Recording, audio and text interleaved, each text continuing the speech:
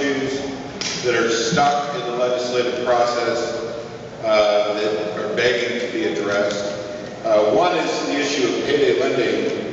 People will remember that it was it was actually over 2 years ago now that Governor Strickland signed House Bill 545 into law. And when you look at the current situation, 26 of the sitting senators voted yes on that bill.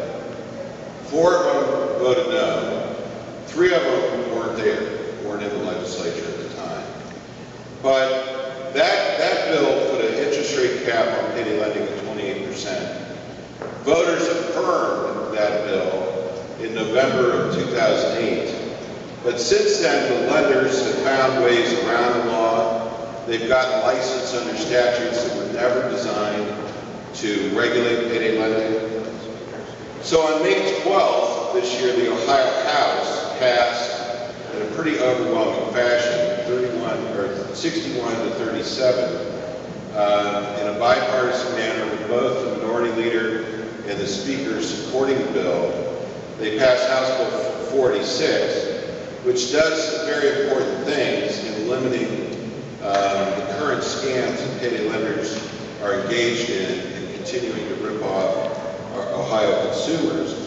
It bans the practice to charge a fee on issuing the loan in the form of a check and then charging the customer to cash that check.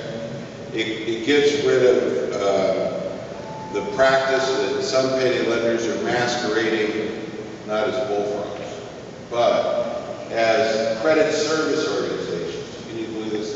A payday lender as a credit service organization. The only credit service they provide is a payday loan. And the bill would also allow only 1 credit check fee and 1 origination fee in a 90-day period for loans under $1,000. So the House passed this bill, and it's been sitting ever since in the Insurance Committee in the Senate, and has not yet even had a hearing. Similarly, foreclosure legislation. There has been a whole raft of bills that have been proposed in both chambers. Republican bills like Senate Bill 197, Democrat bills like House Bill 3, House Bill 9. More recently, there was the toxic title bill that was passed the House. All these bills are now pending in the Senate Finance Committee. There were hearings earlier in January and February, and still no legislation. These bills will do a variety of things. I think the Democrats have shown a willingness to compromise on some of the more controversial aspects, like the moratorium. They're willing to drop the moratorium if other aspects of the bill would be agreed to. But we have to realize that every month that goes by, 8,000 more Ohioans face foreclosure in the state. We're on track to exceed 100,000 foreclosures during 2010. So any delay by the legislature to at least attempt to prevent preventable foreclosures only continues our economic woes as a state and continues the problems that struggling homeowners face. Thank you. More in the Senate and the House.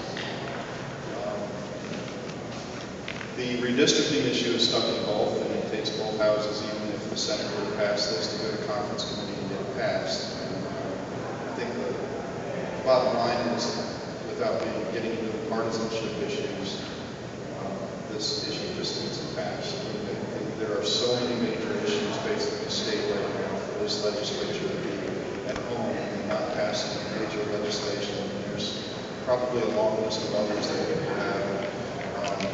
And there's a lot of people raising a lot of eyebrows. In the Senate, it appears that it's not just the partisanship, but the fact that there's a leadership struggle that seems to have everything tied up over there. There are ideological factions, there are political factions over there. There's just the lame status of the Senate president, and it seems to have really crippled things in the Senate. In the House, it's more of a battle over the politics of it, and who's going to be in charge next year. And what I would say to House members are, we elected you, you're all elected this year. Come back and us solve these problems this year. Anyone else?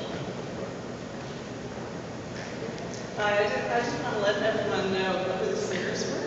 I bet you recognize me, for example. The other singers, Leo Kennedy, Lansing Kennedy, who's with Citizen Action. Tim, way back there, this is Tim Steinhofer, who's in the back. We also had Audrey Pierce, who's going to be at Capital University in the fall, and Hannah Yu, who's off to Notre Dame.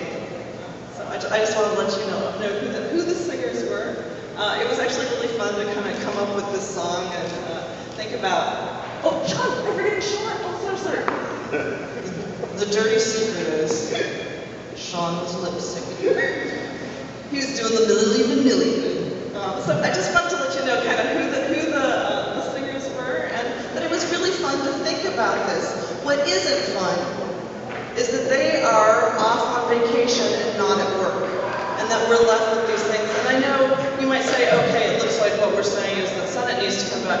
I would say when it comes to redistricting reform, we really need both houses. If we look at Senate Bill 240, which was sponsored by John Husted, that is a disclosure bill based on corporations spending money on independent expenditures, and that did pass the House, that did pass the Senate overwhelmingly. So in this particular case, where we're stuck on the disclosure has to do with the House. Any other questions? No? Well, with that, I would be remiss, since we thanked all these folks, that we didn't thank our frog here, because it takes a little bit of guts to be in the frog costume. So thank you very much. And we hope not to be back here next month